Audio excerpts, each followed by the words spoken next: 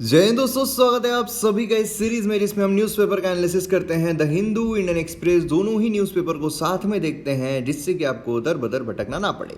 तो 16 मार्च का एनालिसिस आज हम देखने वाले हैं। तो काफ़ी इंटरेस्टिंग एडिटोरियल्स है। चलिए शुरू करते हैं। इस वीडियो को आपके सामने प्रेजेंट कर रहा हूँ मैं मयूर मोगरे। आप मुझे फेसबुक, इंस्टाग्राम पर फॉलो कर सकते हो। उसी के साथ साथ जो PDF है, क्योंकि PDF काफ़ी इंपॉर्टेंट रोल प्ले करती है, PDF काफ़ी यूज़र फ्रेंडली है और PDF से आप रिवीजन जो है बहुत अच्छी तरीके से कर सकते हो। इसीलिए आप जो PDF है वो टेलीग्राम चैनल से ले सकते हो। तो टेलीग्राम चैनल पर आप फॉलो ज़रूर कीजिए और भी एक्स्ट्रा इन्फॉर्मेशन जो है वो भी आपको यहाँ पर मिल जाती है। और आपकी क्वेरीज है तो आप इंस्टाग्राम जो है उस पर पूछ सकते हो। तो हर रोज़ की तरह आज भी हमारे सामने एक क्वेश्चन जो है वो आया हुआ है। क्वेश्चन है with respect to Singhori wildlife sanctuary. तो ये लोकेटेड है उत्तराखंड में। प्रोजेक्ट टाइगर जो लॉन्च किया गया है इस वाइल्ड लाइफ सेंचुरी में। तो इसमें से कौन सा स्टेटमेंट जो है वो करेक्ट है ये आपको यहाँ पर बताना है। तो आपको करना क्या है, वीडियो को सबसे पहले पॉज करना है। इसके रिगार्डिंग जो भी इन्फॉर्मेशन आपके पास अवेलेबल होगी वो इन्फॉर्मेशन लिखना है, मतलब इस वाइल्ड लाइफ सेंचुरी के बारे में, एंड देन आपको वीडियो को रिज्यूम करना है। तो पार्टिसिपेट आप सभी कीजिए, इससे आप ही का फायदा होगा।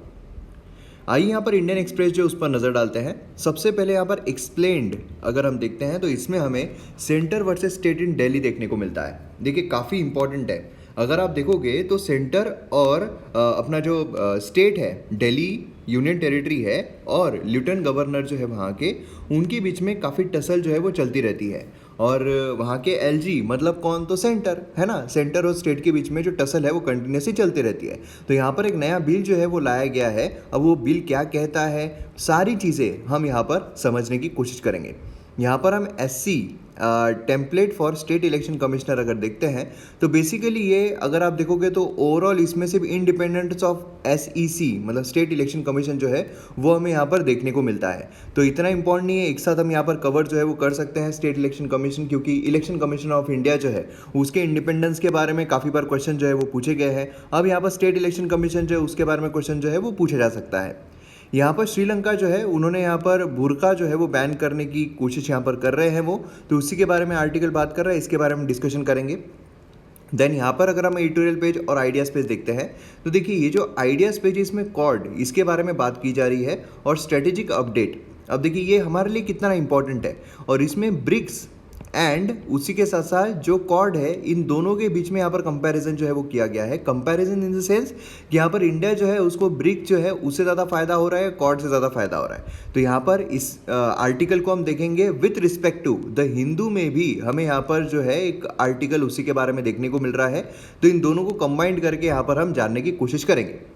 देन उसके बाद अगर हम यहाँ पर बात करते हैं डेमोग्राफिक डिस्ट्रेस, देखिए क्या है कि हमारे यहाँ पर जो नदर्न स्टेट्स है एंड सदर्न स्टेट्स है उसमें पॉपुलेशन का काफ़ी ज़्यादा डिफरेंस है, और इसी वजह से 1971 का जो सेंसस है हमारे राष्ट्रपति के इलेक्शन में वो कंसिडर किया जाता है।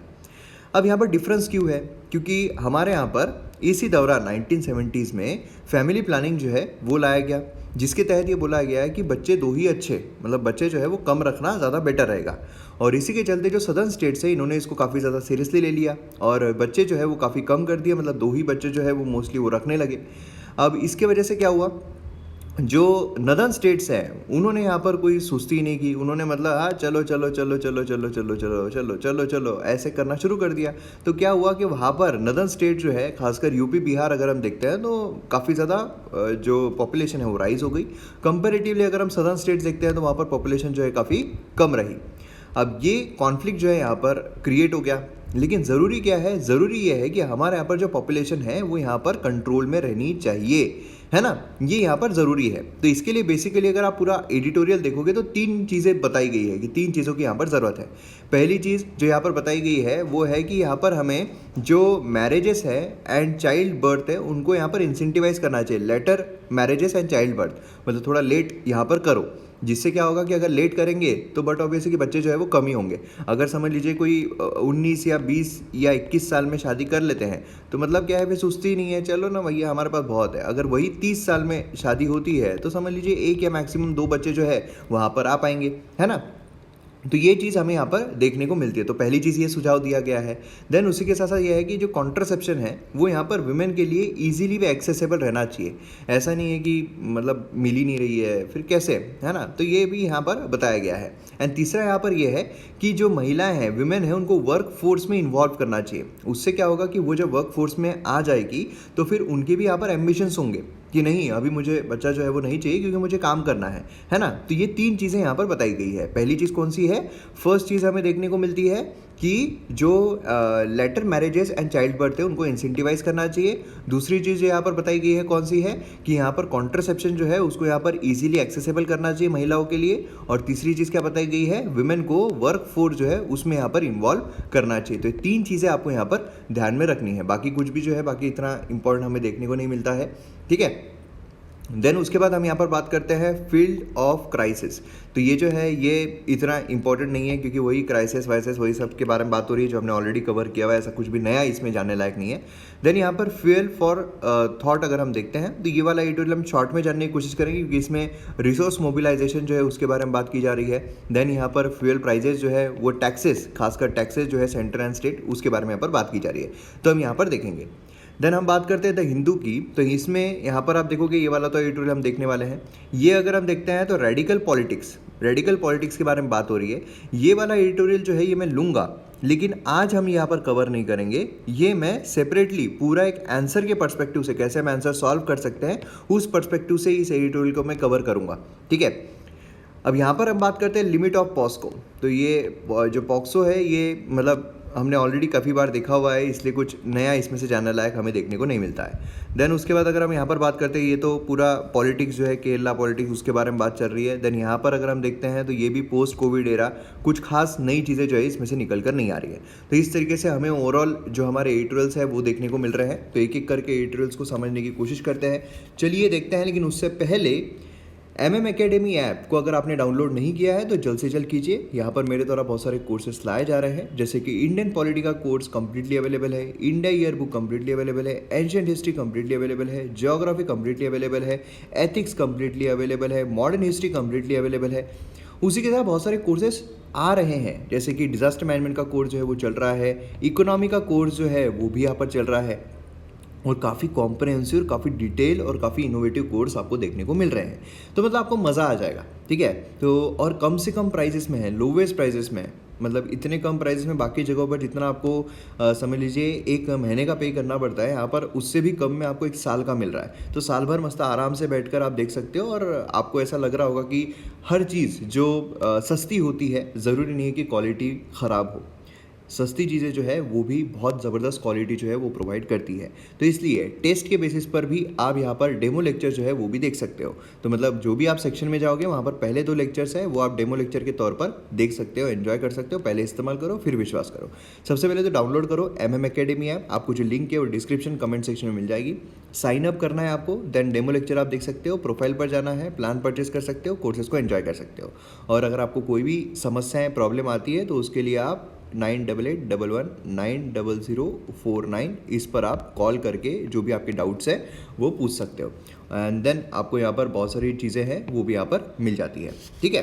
तो डाउनलोड कीजिए MM Academy ऐप। प्लस आप यहाँ पर MM एजुकेशन ऐप जो है वो भी डाउनलोड कर सकते हो। अगर आपको सेपरेटली पॉलिटी का लेक्चर जो है, पॉलिटी का कोर्स जो है, सिर्फ पॉलिटी का कोर्स अगर आपको चाहिए होगा तो MM एजुकेशन ऐप जो है ये भी आप डाउनलोड कर सकते हो, ठीक है। तो ये आप ध्यान में रखिए। अब यहाँ पर हम देखने वाले हैं centre versus state in Delhi. तो मतलब यहाँ पर क्या प्रॉब्लम, क्या समस्याएं चल रही है वो हम यहाँ पर जानने वाले हैं। अब देखिए टसल जो है सेंटर और स्टेट के बीच में कंटिन्यूसली हमें देखने को मिलता रहता है। जो स्टेट मतलब समझ लीजिए यूनियन टेरिटरी जो है ना, दिल्ली। अब यहाँ पर कैसा है कि दिल्ली कंप्लीट स्टेटहुड के लिए भी मांग करते रहता है कि हमें कंप्लीट स्टेटहुड जो है वो चाहिए। अब ये जो यहाँ पर नया कानून या फिर नया बिल यहाँ पर लाया गया है, तो इससे क्या यहाँ पर स्टेटहुड के करीब जा रहे हैं या दूर जा रहे हैं, इसे हम यहाँ पर समझने की कोशिश करेंगे। देखिए कॉन्टेक्स्ट अगर हम देखते हैं, सेंटर जो है उसने यहाँ पर government of national capital territory of Delhi amendment bill जो है 2021 वो लोकसभा में इंट्रोड्यूस किया। अब इसमें जो डिस्प्यूट्स यहाँ पर चल रहे हैं, लेफ्टिनेंट गवर्नर एंड यहाँ पर गवर्नमेंट जो है उनके बीच में जो डिस्प्यूट्स कंप्लीटली चलते रहते हैं, इलेक्टेड गवर्नमेंट है ना, जो डिस्प्यूट्स चलते रहते हैं उसी को मद्देनजर रखते हुए यहाँ पर जो चीज़ें हैं वो यहाँ पर सुलझाने की कोशिश की जा रही है। अब जैसे यहाँ पर बिल इंट्रोड्यूस किया जाता है वैसे ही यहाँ पर जो चीफ मिनिस्टर है दिल्ली के, उनके द्वारा बोला जाता है, ट्वीट किया जाता है कि bill which seeks to drastically curtail the power of elected government. मतलब यहाँ पर जो इलेक्टेड गवर्नमेंट है दिल्ली की, उनकी पावर यहाँ पर ड्रास्टिकली कर्टेल जो है वो करने की कोशिश की जा रही है इस बिल के जरिए, ऐसा यहाँ पर बोला जा रहा है। तो अब समझते हैं यहाँ पर हो क्या रहा है। सबसे पहले तो हमें समझना पड़ेगा इंडिया का मैप। इंडिया का मैप आप इस तरीके से देख सकते हो, है ना। मतलब पहले हमारे यहाँ पर 29 स्टेट्स देखने को मिलते थे एंड 7 यूनियन टेरिटरीज देखने को मिलती थी। लेकिन फिर क्या होता है, फिर हमारे यहाँ पर जो बायफर्गेशन है वो हो जाता है जम्मू एंड कश्मीर स्टेट का, एंड उसी के साथ उसको यूनियन टेरिटरी में तब्दील कर दिया जाता है। मतलब अब हमारे यहाँ पर अगर देखा जाए तो 28 स्टेट्स एंड 8 यूनियन टेरिटरीज देखने को मिलती है। अब आप बोलोगे सर यहाँ पर तो 2 यूनियन टेरिटरीज क्रिएट हुई ना, जम्मू एंड कश्मीर एंड लद्दाख, तो फिर यहाँ पर 28 तो स्टेट ठीक है कि एक स्टेट कम हो गया, लेकिन 7 के बजाय 9 होने चाहिए थे। बिल्कुल सही हो आप। लेकिन उसके बाद क्या हुआ, यहाँ पर जो दादरा एंड नगर हवेली दमन एंड दीव है ना, उनको भी मर्ज कर दिया गया, ठीक है। तो इसलिए हमारे यहाँ पर 8 यूनियन टेरिटरीज देखने को मिलते हैं। तो कैसे हैं, सबसे पहले तो हमारे यहाँ पर जो लद्दाख है वो एक यूनियन टेरिटरी बन गया। देन उसके बाद जो जम्मू एंड कश्मीर है वो दूसरा यूनियन टेरिटरी बन गया, है ना, नई यूनियन टेरिटरी बने। देन उसके बाद हमारे पास चंडीगढ़ जो है वो तो है ही, उसी के साथ दिल्ली जो है वो भी पहले से ही था। फिर उसके बाद हमें Dadra and Nagar Haveli, Daman and Diu, ये सभी यहाँ पर कंबाइंड किए गए यूनियन टेरिटरी। देन उसके बाद हमें यहाँ पर लक्षद्वीप जो है वो देखने को मिलता है। देन उसके बाद पुदुचेरी जो है वो हमें देखने को मिलता है। अंडमान एंड निकोबार ये देखने को मिलता है। तो इस तरीके से हमारे यहाँ पर टोटल यूनियन टेरिटरीज जो है वो देखने को मिलते हैं।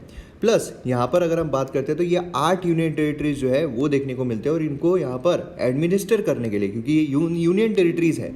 यूनियन टेरिटरीज का मतलब क्या है, केंद्र शासित प्रदेश। केंद्र शासित प्रदेश, केंद्र इसको शासन करेगा, बराबर है। अब केंद्र शासन करेगा मतलब कौन शासन करेगा, तो राष्ट्रपति। राष्ट्रपति जो है ये यहाँ पर शासन करेंगे, मतलब प्रेसिडेंट हमारे शासन करेंगे। लेकिन प्रेसिडेंट जो है क्या ये खुद यहाँ पर हर एक यूनियन टेरिटरी में जा सकते हैं, नहीं। इसलिए उन्होंने एडमिनिस्टर जो है वो यहाँ पर रखे हैं। तो एडमिनिस्टर कहा जाता है या फिर लेफ्टिनेंट गवर्नर कहा जाता है। अंडमान एंड निकोबार आइलैंड देखे तो वहाँ पर हमें लेफ्टिनेंट गवर्नर देखने को मिलते हैं, ठीक है। चंडीगढ़ देखे तो एडमिनिस्टर देखने को मिलते हैं। Dadra and Nagar Haveli, Daman and Diu administrator. Delhi अगर हम देखते हैं lieutenant governor. Jammu and Kashmir lieutenant governor. Lakshadweep administrator. Puducherry lieutenant governor. Ladakh lieutenant governor, ठीक है। तो नाम जो है वो भी यहाँ पर दिए हुए हैं। अब यहाँ पर मुद्दे की बात ये आती है कि हम यहाँ पर बात करने वाले हैं जो इलेक्टेड गवर्नमेंट है, ठीक है। अब केंद्र शासित प्रदेश है, प्रेसिडेंट सबके तरफ देख रहे हैं, तो मतलब यहाँ पर कहीं पर भी हमें क्या इलेक्टेड गवर्नमेंट देखने को नहीं मिलती है, मतलब चीफ मिनिस्टर देखने को नहीं मिलते हैं। बिल्कुल देखने को मिलते हैं। तो कहाँ कहाँ पर देखने को मिलते हैं, वो हमें 3 जगहों पर देखने को मिलते हैं। पहले 2 ही जगह थी, अब 3 जगह हो गई है। कौन कौन सी है, एक तो है दिल्ली, पुदुचेरी ये पहले से थे, अब जम्मू एंड कश्मीर जो है ये तीसरा यहाँ पर हो चुका है, जहाँ पर हमें लेजिस्लेटिव असेंबली देखने को मिलती है। सभी राज्यों में लेजिस्लेटिव असेंबली होती है, लेकिन कुछ ही यूनियन टेरिटरीज, ऐसे 3 ही यूनियन टेरिटरीज है जहाँ पर हमें लेजिस्लेटिव असेंबली देखने को मिलती है, मतलब चीफ मिनिस्टर जो है वो देखने को मिलते हैं, मतलब वहाँ पर इलेक्टेड गवर्नमेंट जो है वो भी होती है। तो अब जब यहाँ पर हम बात करते हैं दिल्ली की, तो दिल्ली में अगर आप देखोगे तो वहाँ पर असेंबली है। मतलब क्या है कि वहाँ पर हमें चीफ मिनिस्टर भी देखने को मिलते हैं, प्लस जो प्रेसिडेंट के वहाँ पर लेफ्टिनेंट गवर्नर है वो भी देखने को मिलते हैं, ठीक है। अब देखिए, जहाँ पर चीफ मिनिस्टर होते हैं या फिर जहाँ पर लेजिस्लेटिव असेंबली होती है, वहाँ पर जो गवर्नमेंट है उनके पास भी पावर होती है। पूरी पावर नहीं होती है जैसे अलग अलग राज्यों में हो, लेकिन यहाँ पर भी पावर मिलती है। जैसे कि अगर आप महाराष्ट्र देखते हैं, कंप्लीट ये एक राज्य है, स्टेट है, बराबर है। तो यहाँ पर हमें चीफ मिनिस्टर एंड गवर्नर देखने को मिलते हैं। अब ये जो गवर्नर है, क्या ये और ये लेफ्टिनेंट गवर्नर दिल्ली के सेम रहेंगे, नहीं। लेफ्टिनेंट गवर्नर जो है इनको थोड़ी कम पावर होती है, गवर्नर जो है इनको थोड़ी ज़्यादा पावर होती है, ठीक है। प्लस यहाँ पर जो स्टेट्स है, राज्य है, उनकी पावर किस तरीके से दर्शाई जाती है। अगर मैं आपको बोलूँ कि जो स्टेट्स है क्या उनके पास पावर है, आप बोलोगे बिल्कुल पावर है, तो आप कैसे बताओगे कि स्टेट जो है उनके पास भी पावर है, या फिर हम कैसे बताएंगे कि हमारे पर फेडरलिज्म है। वो हम बताएंगे हमारे शेड्यूल, जो हमारे कॉन्स्टिट्यूशन में शेड्यूल देखने को मिलता है, उसमें तो लिस्ट देखने को मिलती है। 3 लिस्ट है, union list, state list and concurrent list. इसके जरिए हम बोल सकते हैं कि हाँ, जो स्टेट्स है उनके पास भी पावर है। क्यों? क्योंकि जो यूनियन लिस्ट है उसमें ऐसे सब्जेक्ट्स है जिस पर एक्सक्लूसिवली जो केंद्र सरकारें हैं वो लॉज बना सकती है, और स्टेट लिस्ट में वो सब्जेक्ट्स एक्सक्लूसिवली राज्य सरकारें हैं वो लॉज बना सकती है, कॉन्करेंट लिस्ट में दोनों ही लॉज बना सकते हैं। तो अब यहाँ पर दिल्ली जो है वो तो स्टेट नहीं है, है ना, वो तो यूनियन टेरिटरी है। लेकिन फिर भी जो दिल्ली है उनको यहाँ पर पावर है कि स्टेट लिस्ट में जो भी चीज़ें दी गई है उस पर वो कानून बना सकते हैं। लेकिन इसमें भी एक एक्सेप्शन है, एक्सेप्ट कुछ ऐसी चीज़ें हैं, 3 ऐसी चीज़ें हैं जिस पर जो दिल्ली गवर्नमेंट है वो नहीं बना सकते। क्या आप वो कमेंट सेक्शन में मुझे बता सकते हो? आपको थोड़े टाइम के बाद इस वीडियो में ही जानने को मिलेगा, लेकिन क्या आप मुझे कमेंट सेक्शन में अभी इस वीडियो को पॉज करके बता सकते हो कौन सी ऐसी 3 चीज़ें हैं जिस पर जो लेजिस्लेटिव असेंबली है वो कानून नहीं बना सकती है? ठीक है, तो अब आपको पूरा बैकग्राउंड जो है वो समझ में आ गया। दिल्ली का हम करंट स्टेटस देखते हैं। दिल्ली का करंट स्टेटस है as a union territory with legislative assembly. Union territory है विथ लेजिस्लेटिव असेंबली। ये 69th अमेंडमेंट एक्ट जो है थ्रू 239 AA हमें यहाँ पर देखने को मिलता है। 239 BB ये इंट्रोड्यूस किया गया हमारे संविधान में। अब यहाँ पर अगर आप देखोगे for all practical purposes GNCTD act जो है ये यहाँ पर पावर आउटलाइन करता है असेंबली की। ठीक है, यहाँ पर जो पावर्स एंजॉय की जाती है LG के द्वारा भी, ड्यूटी जो है चीफ मिनिस्टर की विद रिस्पेक्ट टू यहाँ पर इंफॉर्मेशन जो LG को फर्निश करनी पड़ती है। अब यहाँ पर अगर आप देखोगे तो कॉन्स्टिट्यूशन जो बेंच है उसने यहाँ पर क्या कहा था। देखिए 2008 में एक वर्डिक्ट आया था 5 जज बेंच का। जब भी कॉन्स्टिट्यूशन बेंच हम बोलते हैं तो 5 जजेस बेंच जो है वो हमें देखने को मिलता है। तो यहाँ पर 5 जजेस बेंच जो है उनके द्वारा एक निर्णय यहाँ पर, क्योंकि क्या कंटिन्यूसली यहाँ पर टसल जो है हमें देखने को मिल रही थी chief minister of Delhi and lieutenant governor of Delhi. क्योंकि क्या हो रहा था कि ये जो है ये फंक्शन करते हैं एज पर सेंट्रल गवर्नमेंट, है ना। एंड यहाँ पर चीफ मिनिस्टर जो है वो दूसरी पार्टी के अगर हो जाते हैं और सेंटर में अगर दूसरी पार्टी हो जाती है तो फिर कॉन्फ्लिक्ट जो है वो तो कंटिन्यूसली होता रहता है। इसी के चलते जो LG है वो यहाँ पर क्या कर रहे थे, हर मैटर को प्रेसिडेंट को रेफर कर रहे थे कि अच्छा तुम ये लेकर आ रहे हो क्या, रुको मैं रोक लगा रहा हूँ। मतलब जो भी यहाँ पर दिल्ली गवर्नमेंट ला रही है उसको रोक लगाना एंड देन वो प्रेसिडेंट को रेफर कर देना। तो यहाँ पर जो वर्डिक्ट है उसमें बोला गया कि जो मतलब LG है उनका कॉन्करेंस यहाँ पर रिक्वायर्ड नहीं है। मतलब ऐसा ज़रूरी नहीं है कि यहाँ पर चीफ मिनिस्टर या मतलब जो इलेक्टेड गवर्नमेंट है वो जो भी चीज़ लेकर आती है वो हर चीज़ LG को बताए कि हम ये लेकर आ रहे हैं, हम ये लेकर आ रहे हैं। Other than police, public order and land, जो मैंने आपसे पूछा था ना कि कौन से एक्सेप्शंस है, तो यही एक्सेप्शन हमें देखने को मिलते हैं। अब यहाँ पर अगर आप देखोगे काउंसिल ऑफ मिनिस्टर्स जो है however had to communicate to LG। यहाँ पर मतलब कॉन्फ्रेंस लेने की ज़रूरत नहीं, लेकिन कम्युनिकेट करने की ज़रूरत है, हम ये चीज़ें कर रहे हैं। ठीक है, तो उसके बाद यहाँ पर ये भी बोला गया कि जो LG है दिल्ली, वो यहाँ पर गवर्नर जो है स्टेट्स के उस तरीके से नहीं होते हैं। स्टेट के जो राज्यपाल है, स्टेट के जो गवर्नर है वो अलग है। यहाँ पर जो दिल्ली के लेफ्टिनेंट गवर्नर है ये अलग है, वो सेम नहीं है। ठीक है, अब यहाँ पर अगर आप देखोगे तो उनकी जो पावर्स है इसमें भी यहाँ पर लिमिटेशंस आ जाती है। लेकिन यहाँ पर कोर्ट के द्वारा ये भी बोला गया कि जो LG है उन्होंने हर मैटर को प्रेसिडेंट को रेफर करना भी सही नहीं है कि आए गए हर चीज़ जो है वो रेफर कर दो। ठीक है, LG जो है क्या वो कोई भी डिस्क्रिशनरी पावर एंजॉय नहीं करते हैं करंट अग्रीमेंट में, अरेंजमेंट में। तो यहाँ पर LG अगर आप देखोगे तो उनको पावर जो है वो है कि वो मैटर जो है वो यहाँ पर प्रेसिडेंट को रेफर कर सकते हैं। अगर कोई भी यहाँ पर डिसएग्रीमेंट होता है, मतलब जो इलेक्टेड गवर्नमेंट है प्लस यहाँ पर जो LG है, तो इलेक्टेड गवर्नमेंट और LG के बीच में कोई भी अगर मैटर होता है, कोई भी अगर डिसएग्रीमेंट होता है, तो LG जो है वो सीधा प्रेसिडेंट को रेफर कर सकते हैं matter under article 239 AA4। Delhi law secretary यहाँ पर रिटर्न इंटरनल मेमो कि इलेक्टेड गवर्नमेंट जो है वो सुप्रीम कोर्ट वर्डिक्ट का इस्तेमाल नहीं कर सकते हैं LG को डार्क में रखने के लिए। मतलब यहाँ पर क्या है कि LG जो सुप्रीम कोर्ट है उन्होंने क्या कहा था, सुप्रीम कोर्ट ने कहा था कि हर मैटर जो है, हर मैटर जैसे कि LG should not act in mechanical manner without due application of mind so to refer every decision of the council of minister to president. मतलब यहाँ पर LG ने हर मैटर जो है वो प्रेसिडेंट को रेफर नहीं करना चाहिए। लेकिन यहाँ पर ये भी बोला गया कि जो LG है उन्होंने सुप्रीम कोर्ट के डिसीजन को इस तरीके से नहीं लेना चाहिए कि अब वो कोई भी मैटर रेफर ना करे। उनके पास ये पावर है, उनके पास ये अधिकार है कि वो यहाँ पर इसको इन्वोक कर सकते हैं जब मन चाहे तब, और प्रेसिडेंट को मैटर जो है वो रेफर कर सकते हैं। ठीक है, मतलब टसल देखिए आप किस तरीके से चल रही है। अब तो अब बिल पर आते हैं। बिल जो है वो क्या कह रहा है, तो in the statement of objects and reasons section, इसमें यहाँ पर सेंटर ने क्लेम किया है अमेंडमेंट बिल यहाँ पर इफेक्ट देगा सुप्रीम कोर्ट के इंटरप्रिटेशन को। यहाँ पर इन्होंने तो ये कहा है कि सुप्रीम कोर्ट के इंटरप्रिटेशन को ये करेगा। अब यहाँ पर बोला क्या गया है, मेजर प्रपोज्ड अमेंडमेंट्स, काफ़ी सारे अमेंडमेंट्स हमें देखने को मिल रहे हैं, लेकिन मेजरली अगर देखा जाए तो यहाँ पर गवर्नमेंट मतलब जो भी यहाँ पर एग्जीक्यूटिव ऑर्डर्स लाए जा रहे हैं, ठीक है, जो भी यहाँ पर लाए जा रहे हैं बाय लेजिस्लेटिव असेंबली, मतलब यहाँ पर लेजिस्लेटिव असेंबली मतलब कौन, इलेक्टेड गवर्नमेंट, इलेक्टेड गवर्नमेंट के द्वारा, मतलब चीफ मिनिस्टर मतलब केजरीवाल, इनके द्वारा जो भी मैटर लाए जा रहे हैं, तो उसमें जो गवर्नमेंट यहाँ पर डाला जाएगा कि गवर्नमेंट यहाँ पर करेगी, गवर्नमेंट यहाँ पर चाहेगी, गवर्नमेंट यहाँ पर ये, गवर्नमेंट फलाना, गवर्नमेंट ढिमकाना, जो भी गवर्नमेंट रहेगी ये रेफर यहाँ पर लेजिस्लेटिव असेंबली को नहीं बल्कि ये रेफर करेगा एलजी को।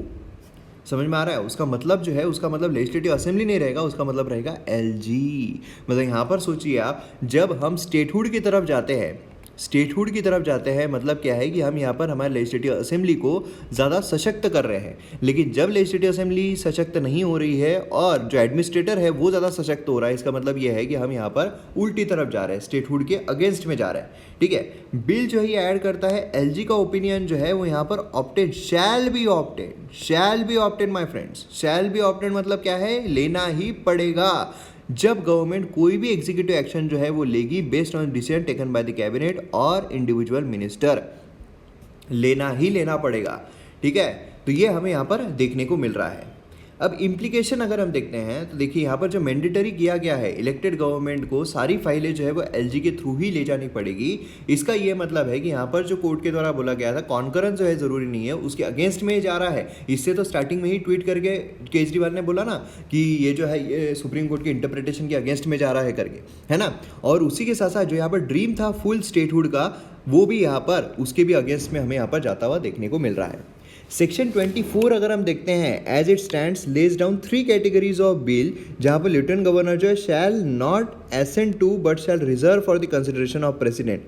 तो यहाँ पर क्या है कि एक विथहोल्ड जो है वो भी यहाँ पर किया जा सकता है। जब भी बिल जो गवर्नर हैं उनके पास भी जब बिल आता है तो वो यहाँ पर विथहोल्ड कर सकते हैं, है ना, एंड देन उसके बाद रेफर भी कर सकते हैं प्रेसिडेंट को। उसी तरीके से यहाँ पर भी क्या है, रिजर्व कर सकते हैं for the consideration of president. इसका मतलब लेफ्टिनेंट गवर्नर जो है अब उनको पावर दी गई है कि अब वो विथहोल्ड कर सकते हैं एसेंट को additional category of bills, effectively widening the power. अब उनकी पावर जो है यहाँ पर वाइडनिंग हो सकती है। समझ में आ रहा है आपको? तो मतलब यहाँ पर क्या किया गया है, लेफ्टिनेंट गवर्नर जो उनकी पावर को यहाँ पर थोड़ा सशक्त किया गया है और स्टेट जो गवर्नमेंट है मतलब जो लेजिस्लेटिव असेंबली उसकी पावर को थोड़ा कम किया गया है। इस तरीके से हमें यहाँ पर देखने को मिल रहा है। तो मैं उम्मीद करता हूँ आपको यहाँ पर पूरा जो सिनारियो है ये अच्छे तरीके से समझ में आ गया होगा। और अगर आपको पसंद आ रहा हो तो आप शेयर की बटन ज़रूर दबाइए, शेयर ज़रूर कीजिए अपने दोस्तों के साथ, व्हाट्सएप पर, फेसबुक पर, सभी जगहों पर। आइए हम यहाँ पर बात करते हैं श्रीलंका टू बैन बुर्का। तो अब यहाँ पर अगर आप देखोगे तो श्रीलंकन पब्लिक सिक्योरिटी मिनिस्टर जो है उन्होंने यहाँ पर कहा है कि गवर्नमेंट जो है सून यहाँ पर बुर्का को बैन करने वाली है।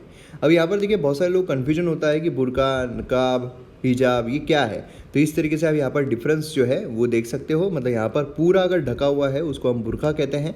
ठीक है, मतलब हेड, बॉडी, सभी चीज़ें, यहाँ पर आंखें जो है सभी चीज़ें यहाँ पर कवर्ड होती है। देन यहाँ पर निकाब अगर हम देखते हैं तो इसमें सिर्फ आंखें जो है वो हमें देखने को मिलती है। देन उसके बाद पूरा फेस जो है वो कवर्ड रहता है। अगर हम हिजाब देखते हैं तो इस तरीके से हमें देखने को मिलता है जहाँ पर फेस के अराउंड जो है वो यहाँ पर लिया जाता है। देन उसके बाद अगर हम चादर देखते हैं तो इस तरीके से हमें देखने को मिलता है। तो ये यहाँ पर बेसिकली बैन जो है वो बुर्का जो है उसको बैन करने की यहाँ पर बात की जा रही है। अब हमें ईस्टर बॉम्बिंग जो है वो देखने को मिली थी एंड 2 years आफ्टर उसके हमें यहाँ पर ये चीज़ देखने को मिल रही है श्रीलंका में, जहाँ पर मुस्लिम जो है लेस दैन 10% हमें देखने को मिलते हैं of 21 million population. 21 million population है, उसमें से 10% से भी कम मुस्लिम्स हमें देखने को मिलते हैं and they are mostly Tamil speaking, है ना। और मेनली यहाँ पर ट्रेड एंड कॉमर्स जो उसमें वो इंगेज्ड है। अब यहाँ पर अगर आप देखोगे ईस्टर बॉम्बिंग के बाद श्रीलंकन गवर्नमेंट जो उन्होंने टेम्पररी निकाब जो है उसको भी यहाँ पर बैन कर दिया था। इसको भी यहाँ पर बैन जो है वो लगा दिया था टेम्पररी। ठीक है, अब इम्प्लीकेशंस अगर हम देखते हैं, ये जो बैन है यहाँ पर जो श्रीलंकन मुस्लिम्स हैं उनके अंदर एक फीलिंग ला सकता है कि यहाँ पर वो जो कुछ कम्युनिटी के द्वारा जो आतंक है वो फैलाया जा रहा है, टेररिज्म जो है फैलाया जा रहा है, लेकिन उसकी पनिशमेंट जो है पूरे समुदाय को मिल रही है, ऐसा यहाँ पर समझा जा सकता है। विमेन ग्रुप जो है प्रोटेस्टेड टेम्पररी निकाब, मतलब यहाँ पर अगर आप देखोगे डिस्क्रिमिनेशन जो है उसके तहत यहाँ पर जो प्रोटेस्ट देखने को मिला था। बुर्का बैन जो है ऑफिशियली लिंक किया जा रहा है national security and Islamist extremist को। अब यहाँ पर हम बात करेंगे रिकॉर्ड और स्ट्रेटेजिक अपडेट्स की। ठीक है, तो यहाँ पर आप सभी को पता है कि यहाँ पर जो मीटिंग है वो हमें देखने को मिली है, वर्चुअल मीट यहाँ पर हुई थी वीडियो कॉन्फ्रेंसिंग के थ्रू, और इसमें हमें प्लेयर्स जो है वो देखने को मिले थे। तो इसमें बेसिकली अगर हम देखते हैं तो 2 एडिटोरियल्स हम यहाँ पर देखेंगे, एक तो है इंडियन एक्सप्रेस का एंड एक है द हिंदू का। तो यहाँ पर सबसे पहले तो क्वाड, इसके बारे में इन्फॉर्मेशन आपको रहनी चाहिए। तो ये अगर हम देखते हैं 4 नेशन अलायंस है, इसमें हमें India, Australia, USA and Japan देखने को मिलते हैं। स्टैब्लिश किया गया था 2007 में। ऑफन यहाँ पर डब किया जाता है एज एशियन या फिर मिनी नाटो, ठीक है। और उसी के साथ इसको देखा जाता है as a counter balance of China's military and economic clout. अब अगर आप देखोगे चाइना जो है वो कंटिन्यूसली यहाँ पर अपना मिलिट्री प्रेजेंस जो है बढ़ा रहा है, तो उसको काउंटर करने के लिए, काउंटर बैलेंस करने के लिए कि भैया तुम ही नहीं हो, हम भी यहाँ पर है, ठीक है, बाहुबली बनने की कोशिश मत करो, तो यहाँ पर ये चीज़ लाई जाती है। 2020 US China economic and security review commission, उसने कहा कि चाइना जो है उसका पावर यहाँ पर काफ़ी ज़्यादा ग्रो हो रहा है इंडियन ओशन ड्रीम में। मिलिट्री एंड इकोनॉमिक एक्टिविटीज़ जो है काफ़ी ज़्यादा वो बढ़ा रहा है, ठीक है। अलग अलग जो इंडिया के नेबरिंग कंट्रीज़ है, पाकिस्तान, श्रीलंका, मालदीव्स, सब जगह प्रेजेंस जो है वो इंक्रीज़ हो रहा है ना। तो इसके वजह से क्या है कि यहाँ पर क्वाड जो है यहाँ पर काफ़ी अच्छा काउंटर बैलेंस जो है क्रिएट कर सकता है। इवोल्यूशन अगर हम देखते हैं, ग्रुप जो है शुरू हुआ अपना जो मतलब समझ लीजिए कि थोड़ा थोड़ा कि हमें ऐसा करना चाहिए, वो करना चाहिए, ये करना चाहिए, लेकिन फिर क्या हुआ, पूरी तरीके से हो नहीं पा रहा था। दिसंबर 2012 अगर हम देखते हैं तो यहाँ पर कॉन्सेप्ट जो है डेमोक्रेटिक सिक्योरिटी डायमंड, ये यहाँ पर कॉन्सेप्ट जो है वो लाया गया ऑस्ट्रेलिया, इंडिया, जापान, यूएसए, जैसे कि मेरीटाइम कॉमन्स जो है इंडियन ओशन में वो यहाँ पर प्रिजर्व किए जा सके। नवंबर 2017 में India, USA, Australia and Japan ने यहाँ पर शेप दिया क्वाड, ठीक है। देन उसके बाद क्वाड जो है सेवरल स्टेप्स यहाँ पर लिए मिलिट्री एंड स्ट्रेटेजिक टाइज जो है उसको इंक्रीज़ करने के लिए। अब यहाँ पर ये जो मीटिंग है इसका अगर हम फोकस देखते हैं तो फोकस किस पर रहा, ऑन प्रोसेसिंग क्राइसिस। जो यहाँ पर जो प्रेसिंग क्राइसिस हमारे देखने को मिल रहे हैं, जैसे कोविड-19 हो गया, क्लाइमेट चेंज हो गया, इमर्जिंग टेक्नोलॉजीज, इस पर यहाँ पर ज़्यादा फोकस जो है वो दिया गया। अब यहाँ पर अगर आप देखोगे क्वाड, इन्होंने यहाँ पर प्लेज लिया है कि हम यहाँ पर free open rule based order जो है यहाँ पर प्रमोट हम करेंगे।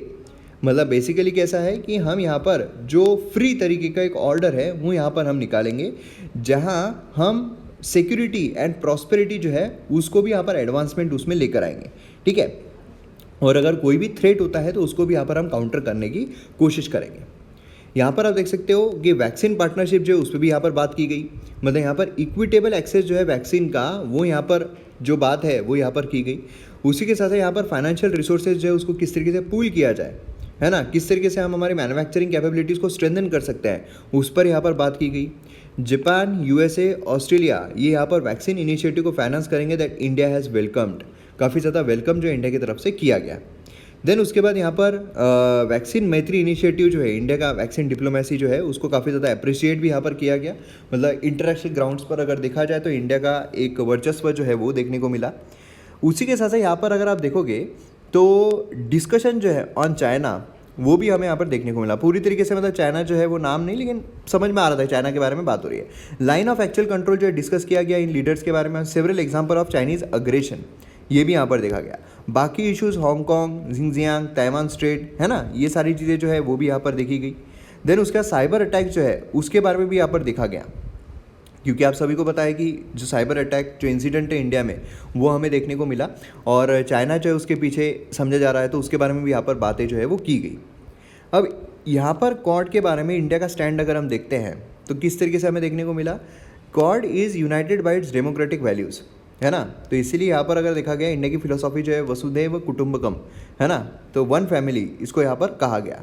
अमेरिका का स्टैंड अगर हम देखते हैं, क्वाड को वो देखता है नॉट मिलिट्री अलायंस, ये एक मिलिट्री अलायंस नहीं है या फिर नाटो नहीं है, उसके तरह इक्विवेलेंट नहीं है कि एक को अगर मारे तो हम सब भिड़ जाएंगे, ठीक है। यहाँ पर बेसिकली एक अपॉर्चुनिटी है कि हम economic, technology, climate, security basis पर कोऑपरेशन के साथ आगे बढ़ सकते हैं। तो ये चीज़ें आपको ध्यान में रखनी है जब आप मेंस में लिख रहे हो। Maritime security, humanitarian, disaster response, ये सब यहाँ पर किया जा सके। और ऑस्ट्रेलिया स्टैंड अगर हम देखते हैं तो क्वाड ग्रुपिंग जो है यहाँ पर नई परमानेंट पावरफुल रीजनल ग्रुपिंग जो है लाइक माइंडेड डेमोक्रेसी की यहाँ पर उस नज़रिए से इसको देखा जाता है। वही जापान का स्टैंड अगर हम देखते हैं तो नई डायमंडिज्म जो है उसको यहाँ पर ये एक्नॉलेज कर रहा है और उसी के साथ यहाँ पर जो भी कंट्रीब्यूशन है पीस के लिए, स्टेबिलिटी के लिए, प्रॉस्पेरिटी के लिए, वो यहाँ पर काफ़ी ज़्यादा वेलकम किया जा रहा है। तो ये स्टैंड जो है वो भी हमें पता रहना चाहिए।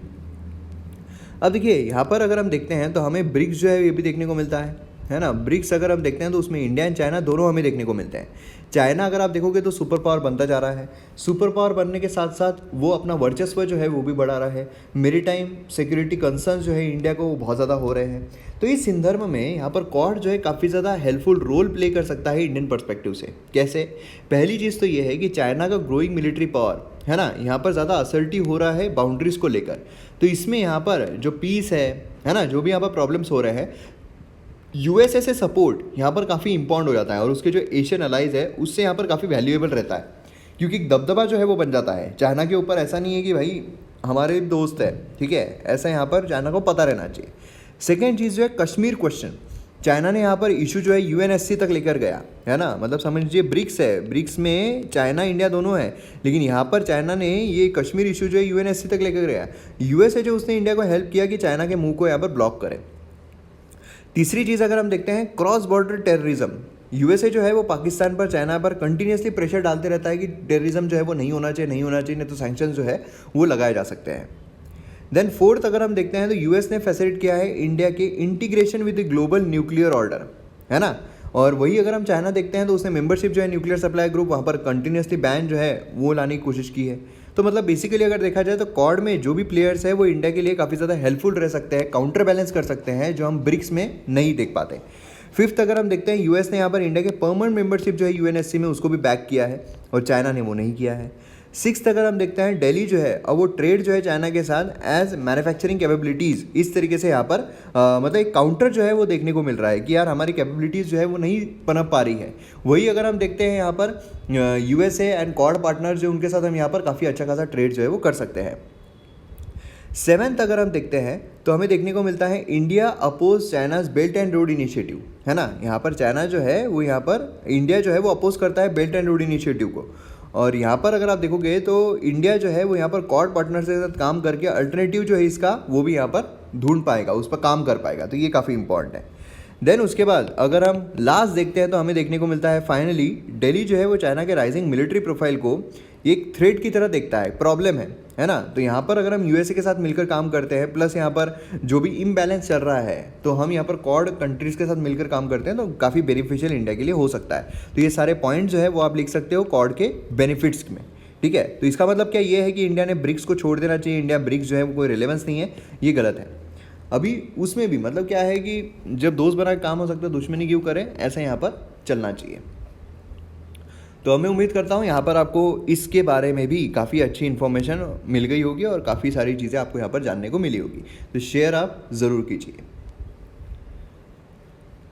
यहाँ पर फ्यूल फॉर थॉट यहाँ पर बात की जा रही है। देखिए क्या है कि जो सेंटर है ना, उनको एक अधिकार टाइप मिला हुआ है कि वो टैक्स जो है वो लगा सकते हैं, क्योंकि क्या उनको रेवेन्यू चाहिए, रेवेन्यू के लिए वो टैक्सेशन जो है वो लगा सकते हैं, है ना। अब अगर आप यहाँ पर देखोगे तो बेसिकली क्रक्स हम यहाँ पर देखने वाले हैं इस एडिटोरियल का। तो यहाँ पर बेसिकली क्या है कि सेंटर जो है उनके पास यहाँ पर पावर है, सेंटर जो है वो टैक्सेशन लगा सकती है, इंक्लूडिंग जीएसटी, ये सब, मतलब सेंटर के पास ज़्यादा पावर मिल रही है। वही अगर हम स्टेट की बात करते हैं तो स्टेट के पास अब इतने ऑप्शंस नहीं बचेंगे वो टैक्सेशन लगा सके, फिर भी स्टेट कोशिश करती रहती है टैक्सेशन लगाए। टैक्सेशन क्यों लगाए जाते हैं?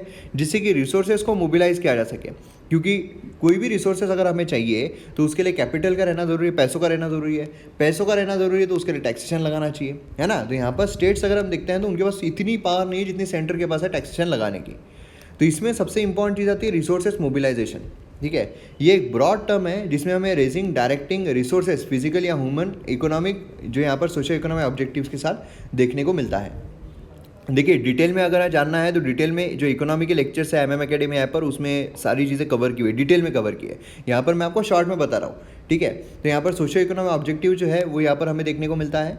प्लस यहाँ पर इसके एजेंट्स कौन कौन से होते हैं? Government of India, state government, private sector. अब गवर्नमेंट ऑफ इंडिया अगर हम देखते हैं तो इंफ्रास्ट्रक्चर टारगेट होता है, सोशल सेक्टर टारगेट होता है। स्टेट गवर्नमेंट अगर हम देखते हैं फंड्स जो खुद से ले सकते हैं, गवर्नमेंट ऑफ इंडिया से ले सकते हैं, सेंट्रल सेक्टर स्कीम से ले सकते हैं। अब मैंने यहाँ पर आपको centrally sponsored scheme and central sector scheme में डिफरेंस क्या है वो भी अच्छा खासा एक्सप्लेन किया था जब मैंने लेक्चर जो है वो लिया हुआ है, इसलिए आप आराम से उस लेक्चर को प्रॉपर तरीके से देख सकते हो। देन यहाँ पर प्राइवेट सेक्टर अगर हम देखते हैं गवर्नमेंट पॉलिसी किस तरीके से रहती है एंड जो जनरल पब्लिक है वो भी रिसोर्सेज मोबिलाइजेशन कैसे करेगी, तो जो गवर्नमेंट की पॉलिसी किस तरीके से रहती है ना। तो रिसोर्स मोबिलाइजेशन यहाँ पर मैंने, अगर आप लेक्चर देखा होगा आपने, तो उसमें मैंने शायद रिसोर्स मोबिलाइजेशन पर 15 to 20 मिनट्स जो है उससे ज़्यादा वक्त दिया है ना, क्योंकि वो 1 घंटे के आसपास शायद लेक्चर है, तो 15 to 20 मिनट से ज़्यादा उसमें वक्त दिया है।